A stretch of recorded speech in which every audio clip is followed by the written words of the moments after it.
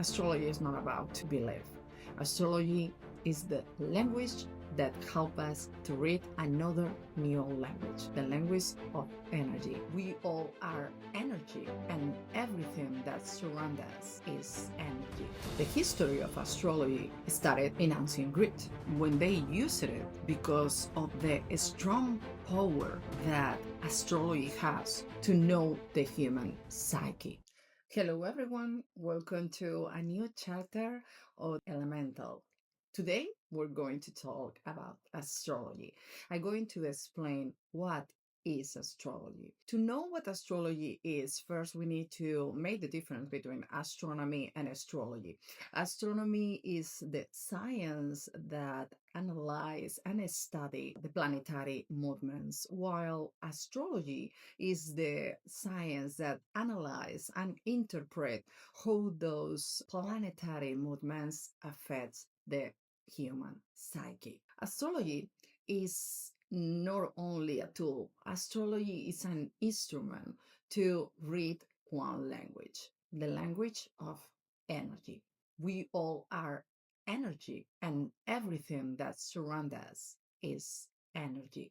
And the way that astrology interpret and analyze energy is through archetypes, universal patterns of behavior from the collective consciousness, a pattern, a signal that we interpret. A very simple example of an archetype is killed at one point of another of our lives. We had been feeling killed, and nobody taught us in our childhood what killed is, but certainly we could feel it because it's implanted in human nature, in the collective consciousness.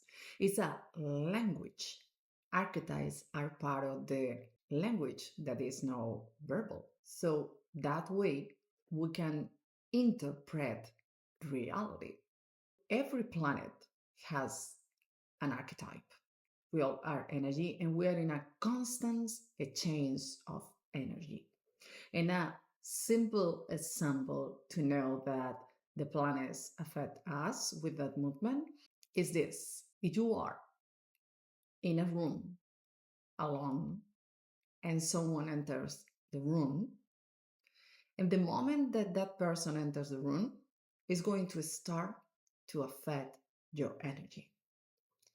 And you are going to start to affect their energy. The thing is that we are in a constant exchange of energy, and simply that person enter the room is affecting your energy. Astrology read a language that we don't truly understand yet, the language of energy. The moon, it represents an archetype, the sun represents another one, Saturn represents another one, etc., etc., etc. The history of astrology started in ancient Greek when they used it because of the strong power that astrology has to know the human psyche and also to predict certain circumstances. What astrology does is to analyze those planetary movements were in the past and how the energy was affected. And that way we can predict if there's going to be a lot of conflict. Nobody, even the better astrology in the world, could tell you what is going to happen. Nobody. But they can have an idea. For example, it's going to be a peaceful moment because the energy in that moment is very harmonious, or it's going to be a conflict moment. So the Greeks were mathematics, astronomers, and also astrologers. And at the time passed by, the Inquisition, the charts, forbidden astrology, not only because it's a strong tool to know yourself and to know the human psyche. It is because the charts doesn't believe in destiny. And every astrologer knows that there's some things, some people, and some situations that need to happen in your life. Because astrology shows us that to be the person that you should be, you need to pass for certain situations. And well, we can analyze pain. We can even know if someone has a violent environment in their childhood. The church doesn't believe into destiny. They only believe in the free will. That I super agree because the free will exists, but also destiny. Every astrologer knows that everything works in a synchronicity. So astrology was forbidden past to be clandestine. It wasn't allowed to use it publicly. But beginning of the 20th century, Carl Jung, the disciple and apprentice of Sigmund Freud, the father of psychoanalysis, he recovered astrology from what it was. He started to develop more information about archetypes in the cosmos, in the synchronicity of the universe, and how these archetypes are related, and how helpful was astrology to know the human psyche. He was a psychologist, so astrology was a tool for him to help his patients to heal. And there it was the moment that psychological or evolutionary astrology born.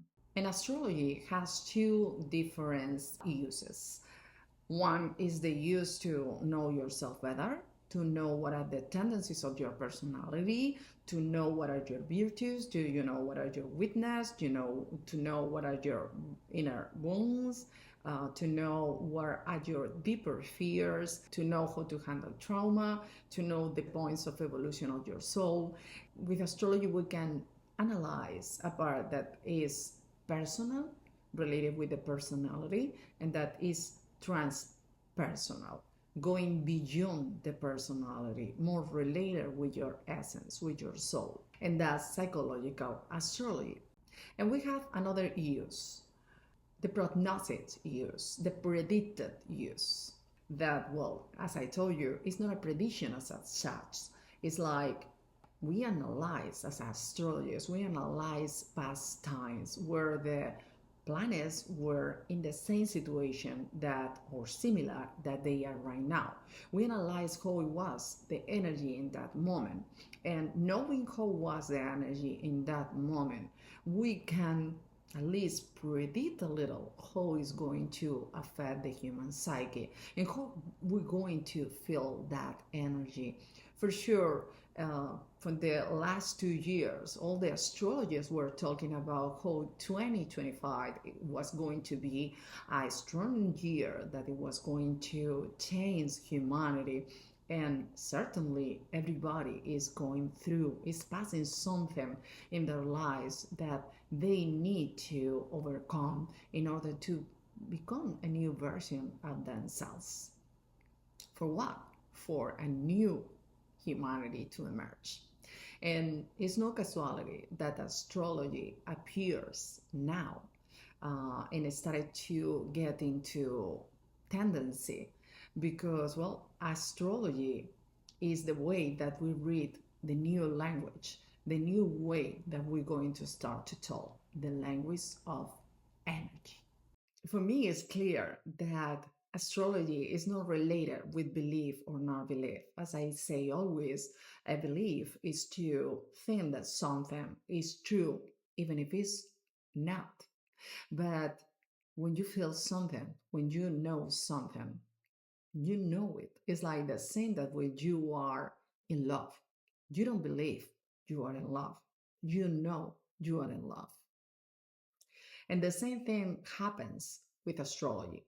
When you go to a consultation with a psychological astrologer, the astrologer is going to start to talk about very profound things about yourself that probably most of them only you know. And you know it, but you never thought about. And astrology is no more than another language, another way that the universe shows us the signals. The same thing that sometimes we go and we see someone, even if we don't know that person says something that we needed to hear. Well, it's the same with this, but more profound, because at the end of the day, astrology is interpreting the energy of the moment of your birth, who is going to be affected with different planetary movements, and what you have been carrying all your life with you that probably needs to go or ready to evolve. So next time that someone told you about to believe or not in astrology, remember that astrology is not about to believe. Astrology reads energies. Is the language that helps us to read another new language, the language of energy that is going to start to arise even more during the following years. Well, I hope this information serves you well. And thank you so much for listening to me. Ciao! See you next time.